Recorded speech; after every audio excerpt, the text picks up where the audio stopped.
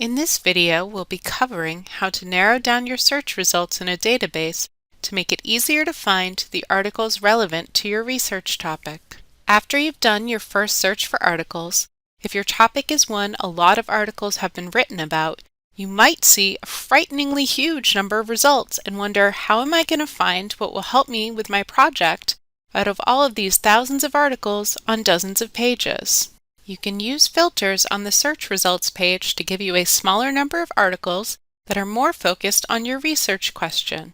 Typically, filters are on the left-hand side of your search results, though on at least some of our databases, they may be on the right. These are options you can select to tell the database what criteria you want an article to match in terms of keywords, date of publication, place of publication, or other options before it is listed in your search results. This video will use a ProQuest search results page to demonstrate how to refine your search with filters, but the features shown will be available on other databases' search results pages as well, so what you learn here will transfer over if you are searching somewhere else. So let's start off with a search about media piracy law. This is a search that will get us over 71,000 results, which is a huge amount when you will probably only need 10 or 20 articles to write your paper. Before I do any filtering, I'll change how my search is sorted. By default, the search has been sorted to show the most recently published papers first. In some cases, I'd want this, but since I'm trying to get a general sense of what's been written that is closest to my topic, I'll use the Sorted By dropdown to switch the search results sorting to relevance, so the articles that mention the topic keywords the most will be nearer to the top. This will help me judge if the filters I'm using are getting me relevant articles. This did not change the number of search results, it just makes it easier to see which discuss my topic the most. A good next step to filter results by is date.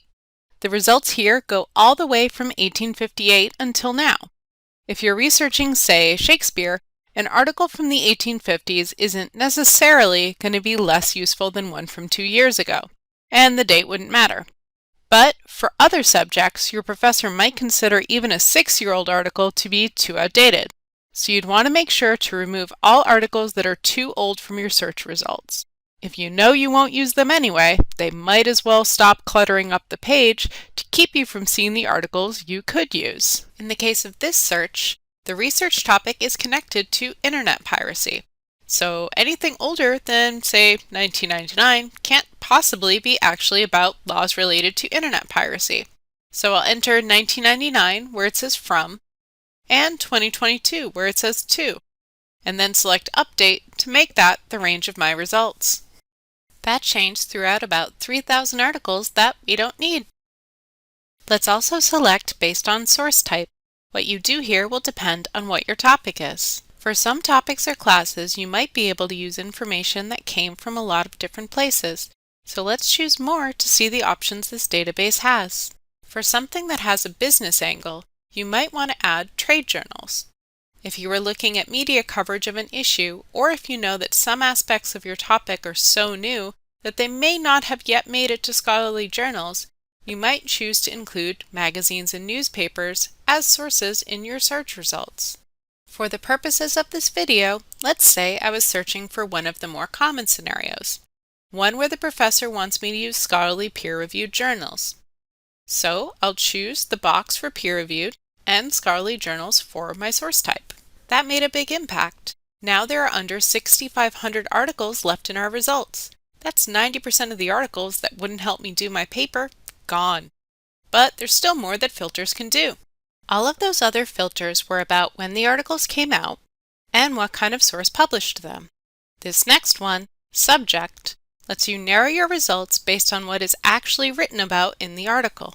So the keywords in this menu correspond to the ones that are used to describe the articles in the search results. You can select the More link to see a full list that you can organize by how common the keywords are, or in alphabetical order if you want to look for specific words. If you're not sure which keywords are on relevant articles and which will only be on irrelevant ones, you can open up a few articles from your results to see their titles and what keywords are on them.